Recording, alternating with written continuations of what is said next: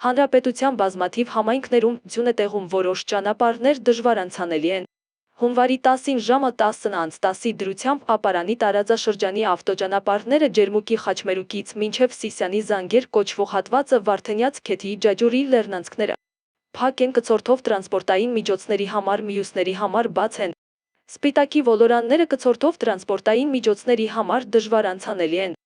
Արտաշատի, Արարատի, Եղեգնաձորի, Վայքի, Սիսիանի, Մեղրիի, Թալինի, Անիի, Արթիկի, Ախուրյանի, Աշոտսկի, Աշտարակի, Ապարանի, Արագածի, Սպիտակի, Աբովյանի, Հրազդանի, Սևանի, Գավառի, Մարտունի, Վարդենիսի տարածաշրջաններում ձյուն է տեղում։ Ապարանի, Արագածի, Սևանի, Ճամբարակի, Մարտունի, Գավառի, Աբովյանի, Հրազդանի, Նայիրի, Գորիսի, Աշոտսկի, Ամասիայի տարածաշրջանների ավտոճանապարհներին տեղ-տեղ մերկասառույց է։